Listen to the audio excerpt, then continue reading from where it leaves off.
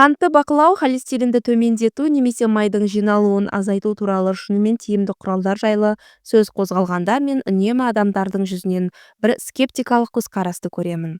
Көп адам оны жай ғана дәмдеуіш деп ойлайтын күнделікті қарапайым бір заттың өзі негізгі метаболикалық процестерге өте күшті реттеуші әсер бере алады.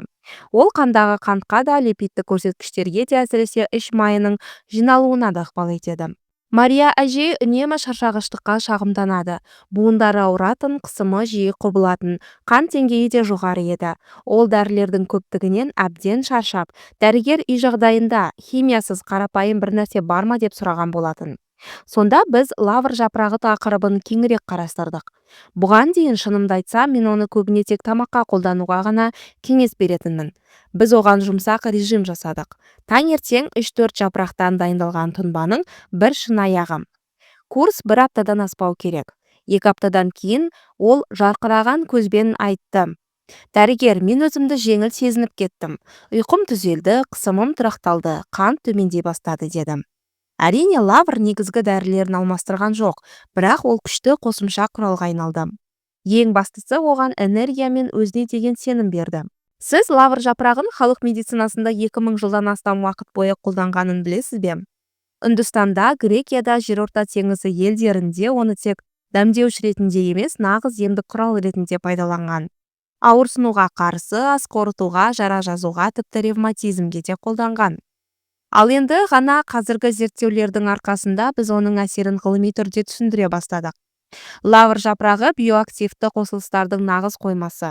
Оның құрамында эвгенол, кверцетин және көптеген антиоксиданттар бар. Олар не істейді? Жаман холестеринді төмендетеді, бауыр мен ұйқы безін қолдайды. Ең бастысы, жасушалардың инсулинге сезімталдығын жақсартады. Бұл негізгі кілт. Қант қанда ұзақ тұрмайды, секірмейді, майға айналып жиналмайды, тамырларды бұзбайды. Сондықтан 50-60 жастан кейін қысым жиі көтерілсе, холестерин жоғарыласа, іш үлкейіп жатса, лавр тұнбасы денсаулықты жақсартуға арналған ең қолжетімді әрі қарапайым қадамдардың бірі болуы мүмкін. Бұл әрине сиқырлы дәрі емес, бірақ ағзаны күн сайын жұмсақ қолдайтын, қатты жанама әсерсіз жұмыс істейтін өте пайдалы тәсіл. Енді лавр жапырағы ағза деңгейінде нақты қалай әсер ететінін талдап көрейік. Біріншіден, ол жүрек пен қан тамырларын белсенді түрде қолдайды. Зерттеулер анық көрсетеді, лавр тұнбасын тұрақты қабылдау төмен тығыздықтағы липопротеиндерді азайтады.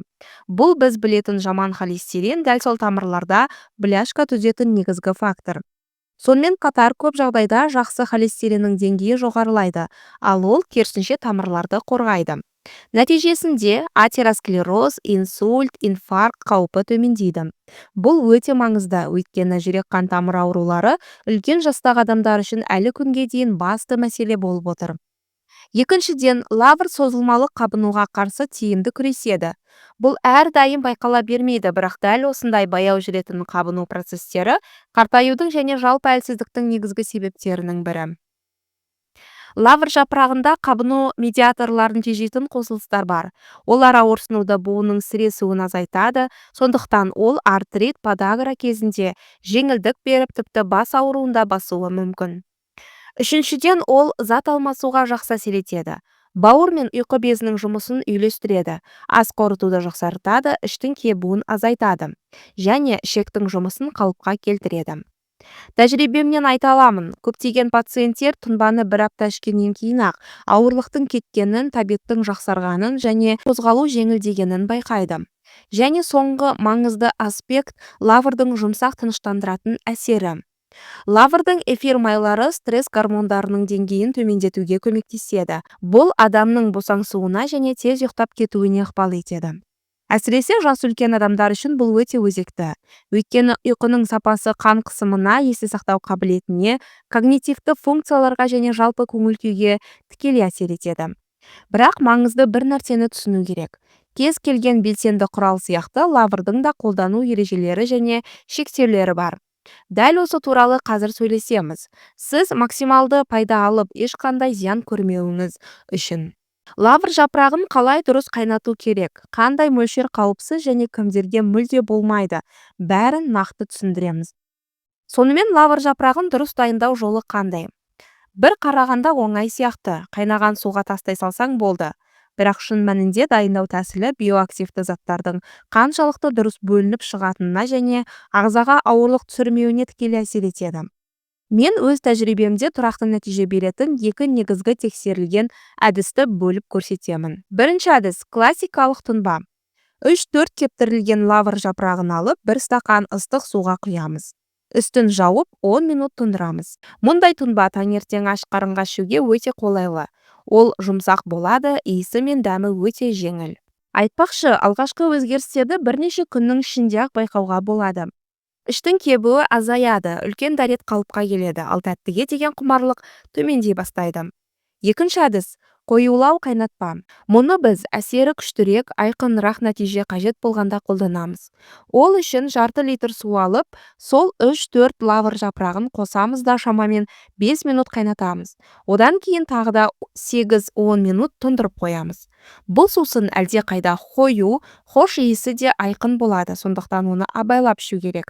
Күніне 2 стақаннан артық емес. Әр түрлілікті ұнататындар үшін тағы да бір тәсіл бар. Ұнтақталған лавр жапырағын пайдалану. Бұл жағдайда 4-1 шай қасық ұнтақты алып, оны қара шаймен бірге демдейміз. Сусын 10 минут тұндырылады. Ішіне лимон немесе даршын қосуға болады. Нәтижесінде бұл тек пайдалы ғана емес, өте дәмді шайға айналады. Егер де бал мен даршын қоссаңыз, мінсіз кешкі шай болады. Бұл әр адамның өзіне ыңғайлап бейімдей алатынын көрсетеді. Бірақ ең бастысы мөлшер. Көп адамдар қанша көп болса, сонша жақсы деп ойлайды, бірақ бұл өкінішке қарай миф. Лавр жапырағында белсенді биоқосылыстар бар, сондықтан оны шамадан тыс қолдануға болмайды. Ең тиімді әрі қауіпсіз нұсқа таңертең 1 стақан, қаласаңыз кешке тағы 1 стақан, одан жиі емес.